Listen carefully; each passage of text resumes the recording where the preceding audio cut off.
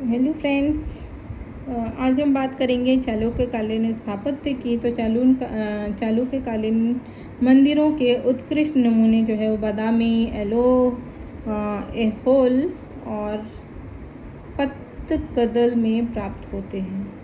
ठीक, चालुक्य मंदिरों का निर्माण पर्वत को काटकर बनाया गया था और बादामी के पाषाणों को काटकर 4 स्तंभ युक्त मंडप बनाए गए, जिसमें से 3 हिंदू, 1 जैन मंदिर था। बादामी के बारे में हमने पढ़ा है कि बादामी गुफा में जो है वो 3 हिंदू का मंदिर था, मतलब 3 हिंदू के जो है वो कमरे मिले थे और एक में जैन चित्र मिले थे, है ना।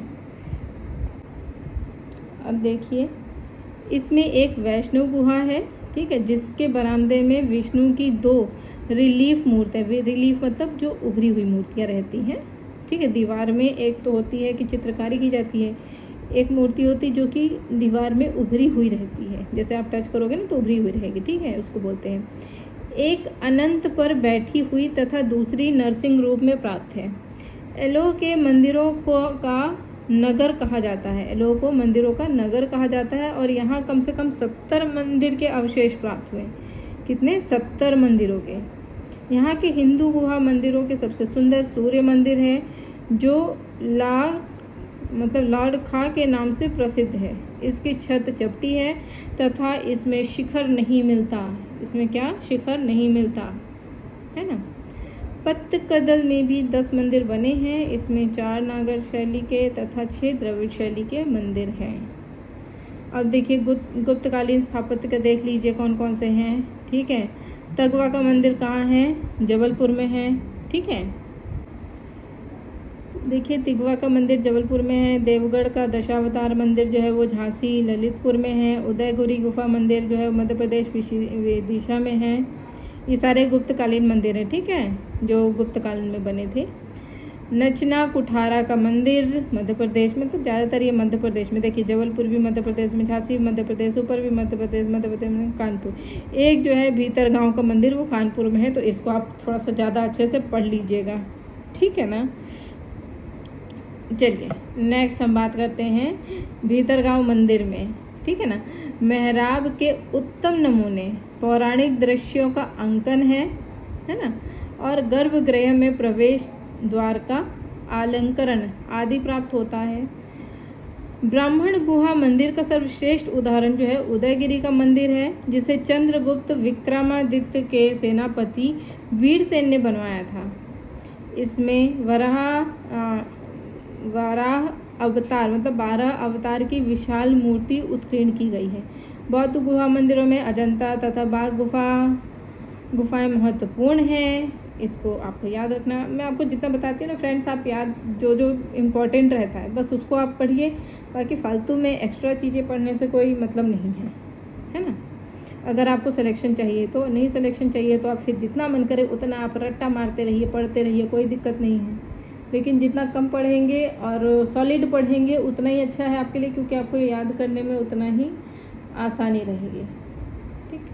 क्योंकि देखिए, हमें इसको तो हमें पढ़ना है, साथ में हमें प्रैक्टिस सेट लगाना है, क्योंकि प्रैक्टिस सेट में हमें ज़्यादातर पता चलेगा कि क्या हमारे मतलब क्वेश्चन हमसे पूछे जाते हैं तो कैसे पूछे जाते हैं। जैसे बुक तो हम पढ़ लेते हैं, लेकिन जब आप क्वेश्चन लगाने लगते हो ना, तो क्वेश्चन में फिर आप कंफ्यूज हो जाते हो कि नहीं यार, क्वेश्चन में क्या होगा क्या नहीं होगा, ये तो हम पढ़े ही नहीं थे, ये तो पता नहीं कैसे पूछ करके। क्योंकि देखिए, जो हम पढ़ते हैं वो हम सीधा सीधा पढ़ लेते हैं, लेकिन जो क्वेश्चन पूछता है ना वो बहुत ज़्यादा घुमा फिरा के पूछता है। तो इसीलिए हम प्रैक्टिस सेट करेंगे। जितना हम ज़्यादा प्रैक्टिस सेट करेंगे उतने ही सक्सेस के चांसेस ज़्यादा होते हैं, क्योंकि प्रैक्टिस सेट में ना हर तरह के क्वेश्चन आ जाते हैं जो इस किताब में छूटे हैं या फिर जो हमें दूसरे किताबों में मिलेंगे। तो हमें कई सारे क्वेश्चंस ऐसे, मतलब अगर आप अभी प्रैक्टिस सेट करेंगे तो आपको जैसे 125 क्वेश्चन है तो उसमें सिर्फ आपको 25 क्वेश्चन ही आएगा, ठीक है ना। 100 क्वेश्चंस आपको लगता नहीं कि आ पाएंगे। क्यों नहीं आ पाएंगे?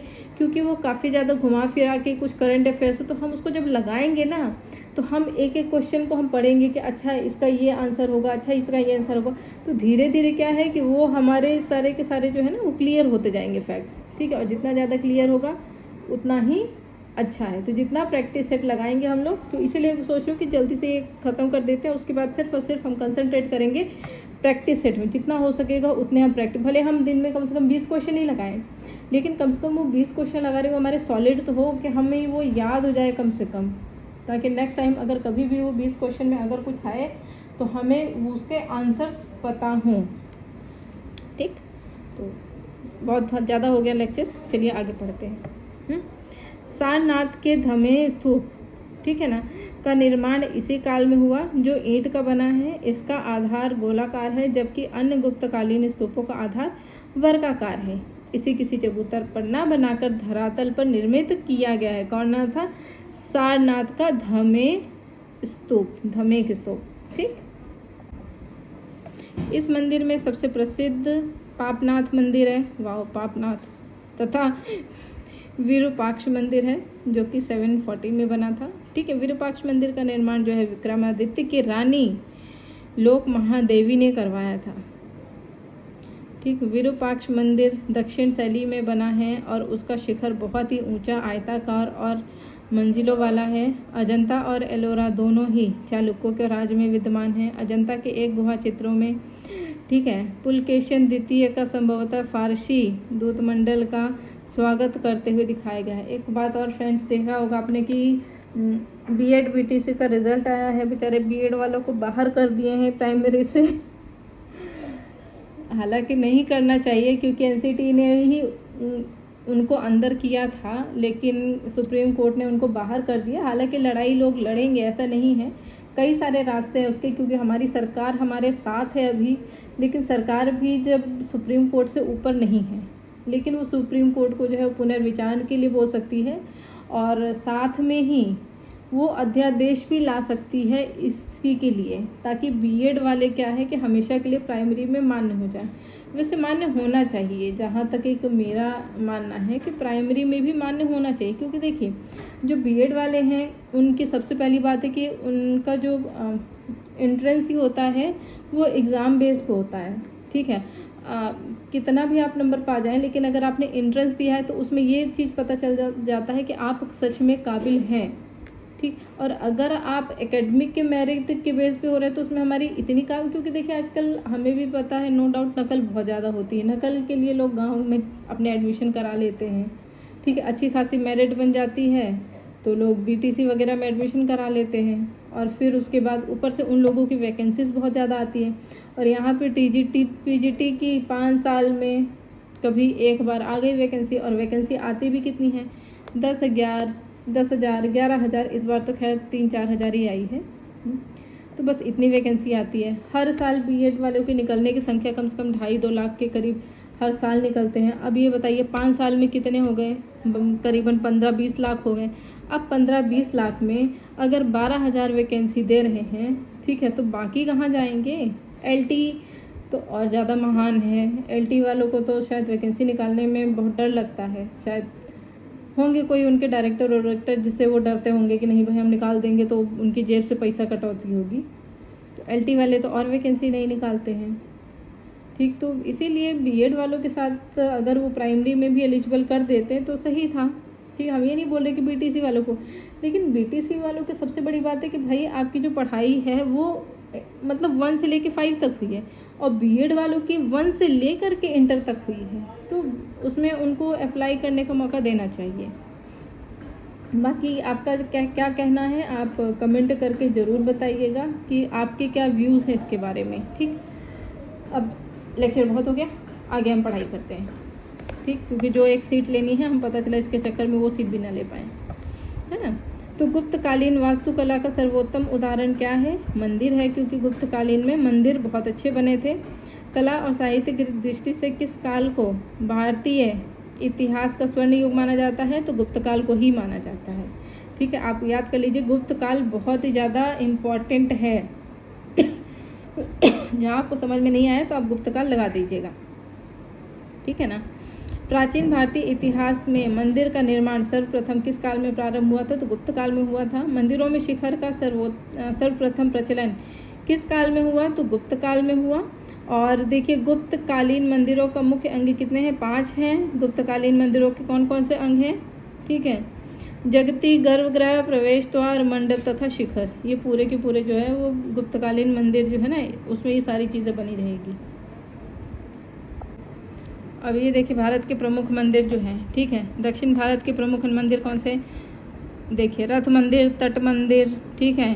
एक काम, ये मैं आपको PDF दे दूंगी तो आप इसको याद कर लीजिएगा कि देखिए दक्षिण भारत में जितने मंदिर हैं वो सारे मंदिर एक जगह पे आ गए हैं।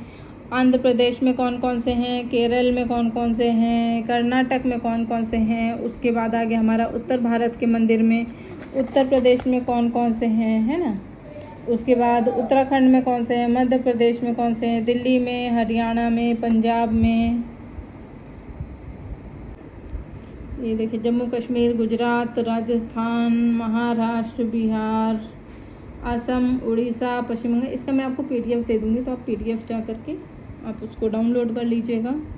हालांकि फ्रेंड मैं इतना बता देती हूँ, मैं टेलीग्राम में जो है मुझे PDF बनाने नहीं आता। मैं कोशिश की थी कि मैं PDF बनाऊँ, लेकिन वो ऑनलाइन PDF दिखा रहा था, उसके बाद वो पता नहीं क्या क्या चीज़ें आने लगता है, तो इसीलिए फिर मैं सीधा फ़ोटो खींच करके टेलीग्राम में डाल देती हूँ चैनल में, ठीक है। तो आप थोड़ा सा उसमें देख लीजिएगा। बाकी चीज़ें तो खैर मैं जितना पढ़ा चुकी हूँ वो सारी फ़ोटोज़ खींच करके तो मैं भेजी हूँ, है ना। बाकी जिसको PDF बनाना आता है तो प्लीज़ उन सबके फ़ोटो खींच करके ना PDF बना करके मुझे सेंड कर दीजिएगा, तो मैं उसी को PDF को डाल दूँगी, ठीक। तो इतने हो गए हमारे पूरे मंदिर, जहाँ जहाँ पर भी है आप याद कर लीजिएगा, क्योंकि कभी कभी पूछ लेता है कि ये मंदिर कहाँ पर बने हैं, तो आपको पता होना चाहिए इसके बारे में, है ना। तो आप थोड़ा सा इसको जो है थोड़ा सा रट्टा मार लीजिएगा। एक दिन में एक एक जो स्टेट का मंदिर आप याद करिएगा, एक दिन में पूरे स्टेट का मत याद करिएगा, वरना आप खुद ही कंफ्यूज जाएंगे कि उत्तर प्रदेश में है, मध्य प्रदेश में है, कि छत्तीसगढ़ में है, कि हिमाचल में है, ठीक। तो एक दिन में एक स्टेट का मंदिर याद करिएगा, सुबह सुबह सबसे पहले उठ करके एक स्टेट के मंदिर याद करिए, फिर दिन भर उसको रटते रहिएगा। जैसे ही कुछ काम करने गए अपना पढ़ाई के अलावा, सपोज़ आप नहा ही रहे हैं, ठीक है, नहाते नहाते आप याद कर लीजिए कि अच्छा मैंने MP में कौन कौन से मंदिर याद किए थे, अच्छा ये मंदिर मैंने याद किए थे। फिर जब आप नहा चुकेंगे तब आप आइए याद करने के लिए, देखिए कि कौन सा वाला छूट गया है उसमें से मंदिर। तो इस तरह से क्या है कि आपका रिवीजन भी होता जाएगा और साथ में आपको याद भी होता जाएगा, है ना। तो इस तरह से आप याद कर लीजिएगा, ठीक। अब बात करते हैं हम कि हमारे जो है गुप्तकालीन, ठीक है, गुप्तकालीन मंदिर, है ना, में कितने प्रमुख प्रकार हैं। तो गुहा मंदिर और संरचनात्मक है, ठीक है। गुहा मंदिर का निर्माण कैसे होता है, तो पहाड़ों को काट कर होता है। संरचनात्मक मंदिर का निर्माण कैसे होता है, तो पत्थरों अथवा ईंटों से में निर्मित होता है।